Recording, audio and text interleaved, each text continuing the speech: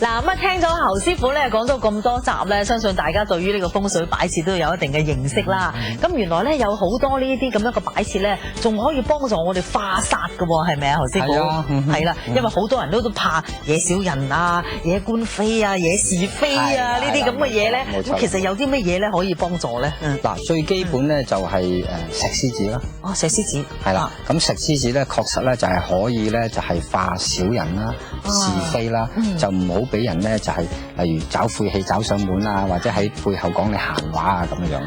哦，係啦，我哋睇好多古裝片，好多人屋企門口都有石獅子喺度啊，即係有咁樣嘅作用，唔係無端端擺㗎，嗬。因為家宅不寧嘅話咧，如果俾人無端端成日敲門嚟騷擾啊，或者係無理取鬧啊，咁就真係冇意思啦。冇錯啦嚇，咁但係而家啊，我哋好多人嘅屋企都冇條件可以喺門口擺石獅子啦，咁應該點擺呢個石獅子？咁好啦，咁啊個石獅子咧就係一係咧就擺喺自己嘅寫字台嘅兩角，一係咧就擺喺門嘅兩角，咁少少位咧都可以擺到嘅，你唔好擺喺大門嘅外邊都可以少少嘅位。冇錯啦，咁啊獅子記住一定要向外，唔好向內。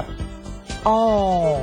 個口一定要對外，個口一定要對住外邊嘅出邊嘅咁樣。即係話所有嚟緊嘅嘢咧，咁個獅子口都要對住佢，咁就先同你講。譬如你話喺書台咧，咁個獅子口都要對外咯喎，係咪啦？你獅子，你譬如呢張書台咁樣，咁時候佢應該點樣？嗱，好似咁樣擺啦，兩個獅子大家互相對住，對住，係向外嘅咁樣對住啦，係啦。咁啊，石獅子有冇話分？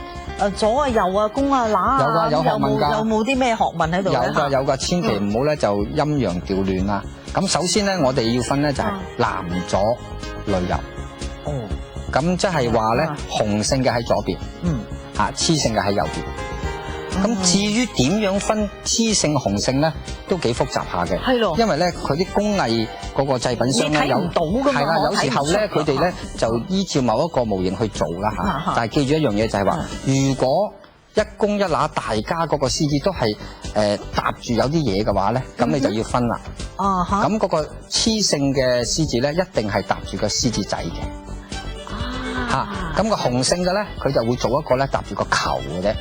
哦，咁就可以分到啦。係啦，咁啊一個咧就係雌雄啦。咁如果你買咗一對石獅子，一個有搭嘢，一個冇搭嘢嘅話咧，嗱咁啊簡單啦。冇搭嘢嗰個咧就係公。總之搭咗嘢嗰個咧就係母親啦。咁啊多數咧都係嗰個獅子仔。係啦係啦。咁而家嗱呢個獅子嚟講啦，譬如石獅子嚟講，而家我見到有啲係玉獅子啊，有啲玉做嗰啲，都一樣可以有呢個作用。白色獅子啊，綠色獅子啦，就算係銅嘅獅子都係一樣。都係一樣嘅道理嘅作用，都係一樣。始終我都係講翻句咧，就係最緊要買石獅子嘅時候咧，你一定要揀一對自己中意嘅。個樣貌中意啦，或者係個質地自己中意。如果你好討厭石嘅話咧，咁你就可以買銅咯，或者玉啦，或者玉啦，冇錯啦。千祈咧唔好擺啲自己好討厭唔中意嘅公仔喺自己屋企，咁咧就失咗風水嘅效果㗎啦。係，真係好冇意思啦，係咪先？你翻到屋企都係即係頂心咁樣嚇，篤眼篤鼻咁樣就唔好啦。係啦係啦，咁啊石獅子有冇嗰個造型？有冇分為有啲譬如神氣啲啊，或者有啲人有㗎個樣嘅造型同有㗎，因為成千年歷史嚟咧，獅子咧有好多模態。好多形式，咁咧就視乎你自己中意。中意真係要睇啱嗰個樣嘅樣係點樣。好啦，係啦，咁呢個就可以是非啊、小人啊咁樣嗬。譬如咦有啲會犯官非啊，驚犯官非啊咁嘅嘢。有㗎，有啦點樣？嗱，犯官非唯一一樣嘢就係咧，多數咧就係用個龍龜。龍龜有冇聽過龍龜啊？龍龜係咪即係龍就係龍，龜就係龜，係啦，龍龜啊，龍龜其實有段古嘅喎，原來龍龜咧就係龍嘅第四仔。咁相傳咧，龍即係冇生到龍，係啦，冇錯啦，係啦，冇錯啦。咁咧就原來咧，相傳咧龍生九子不成龍。咁龍有9個仔，個個都唔係龍嚟嘅，古靈精怪啲動物都唔知咩樣嘅。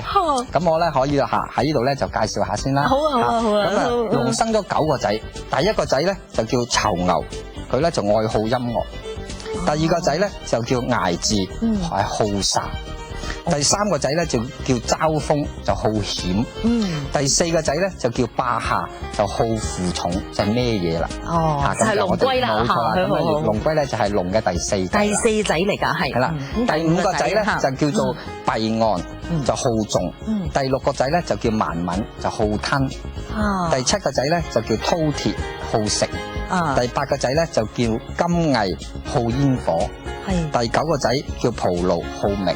咁你睇下9個仔真係咁多個落嚟，係第四仔好似就係咯，幫到我哋喎。咁啊人好聰明噶嘛嚇，梗係揾啲幫到我哋自己噶啦嚇。咁好啦，咁原來咧呢個霸下啦，呢個龍龜咧，相傳咧就係成個泰山佢都頂得住，都壓唔扁佢。係。咁咧就寓意咧就係我哋擺龍龜咧就係能夠負起我哋嘅壓力啦。官非啦，是非小人樣樣都可以。哇！佢孭晒起身嗰度。係啦，俾佢孭晒。咁啊應該係擺喺邊一個地方咧？將個龍龜嚇。第一要擺喺暗嘅地方，唔好擺喺明嘅地方。即係唔好擺喺光光猛猛啊，冇遮冇掩嘅地方。係。嚇，因為點解咧？你記住咧，你後邊嘅貴人幫你咩咧？你千祈咧就唔好露咗你個貴人出嚟，唔好將我哋嘅貴人暴露咗出去。係啦，咁啊就一定要識保護自己嘅貴人。暗地裏保護我哋嘅啫。如果你傷害咗自己嘅貴人嘅話，咁直接就係傷害咗自己。係啦，係。咁第二暗係咩地方啊？暗啊就係床下底啦，凳底啦，或者係寫字台底。唔會對佢不敬嗬？唔會嘅，佢中意嘅，係啊，佢中意啊，佢好負重啊。係啦，咁我哋咧人就係用咗呢個咁嘅寓意咧，就幫我哋啦。就可以咁樣擺喺呢啲地方啦，嗬。係啦，冇錯啦。好啦，咁我又見到有寓意喺度喎，嚇。咁寓意係點樣嘅咧？嗱，其實咧就寓意咧就係一個最普通嘅意頭嘢啦，嚇，寓意吉祥啦，寓意吉祥咁咧就擺喺大廳嘅中間，嚇，相等於上一集講嘅福祿壽一樣啦。咁啊，一入到門口。見到個靚嘅寓意，開開心心，咁一睇寓意吉祥咁樣嚇，咁啊多數嚟講咧就擺喺電視機嘅上邊啦，咁都好嘅，又係當眼嘅地方，當眼嘅地方嚇，就使到我哋樣事事都如意意順順心想事成，係啦，冇錯啦。好啦，咁呢幾樣擺設我都比較明白啦。侯師傅啊，有陣時咧，譬如喺屋企嚟講咧，我覺得啲有可能對住啲煞位嘅喎嚇，譬如有啲好多嘅喎嚇，有冇啲乜嘢化解嘅方法咧？例如有對住一條鐮刀煞，又例如係天斬煞，咁呢啲其實咧，通通都係去到某一個情況之下，先會對我哋有傷害嘅，唔係話成日都有傷害嘅，甚至乎咧有啲煞咧根本一生都對我哋冇傷害嘅。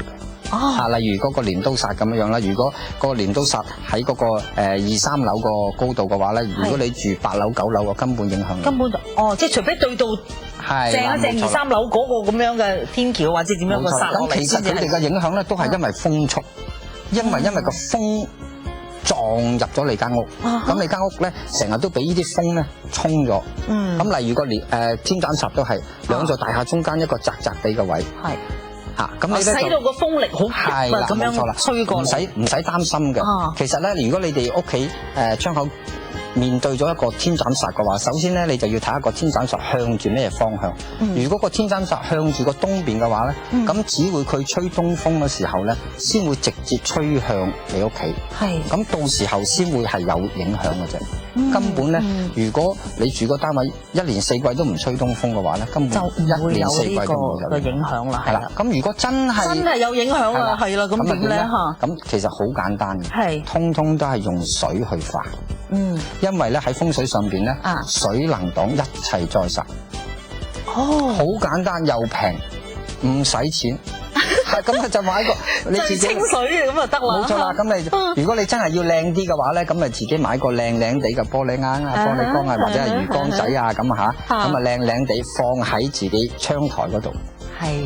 就啱啱可能放喺你覺得佢殺住你個位，係咪咁嘅意思咧嚇？頂住自己，硬係心裏邊唔舒服個位。你其實心唔舒服啫。係啦，冇錯啦。咁啊放喺嗰度咧，咁就可以確實咧係可以同你擋咗好多。係啦。咁但係如果有人屋企冇窗台，係啊，我擺唔到嗰缸水或者嗰個樽水或者嗰個好簡單嘅，就係攞嗰個白色嘅沙，咁都可以擋咗嗰啲風㗎。又唔會遮住嗰個視線啦，白色紗，白色嘅紗咁就已經好似隔一格咁樣就已經係擋咗佢啦，嗬，係啦，咁我同因為咧好多你咪係香港住嘅地方。通常你嗰啲大廈咁密密林林，可能都會梗會遇到呢啲嚇，千祈唔好自己心理作用咧，就係話冇錯，唔好自己嚇自己，唔好自己嚇自己嚇。咁好多方法都可以令到自己心裏面舒服啲。好啦，咁今日唔該曬侯師傅同我講下點樣去發煞呢個問題啦，大家可以參考下啦嚇。唔該曬。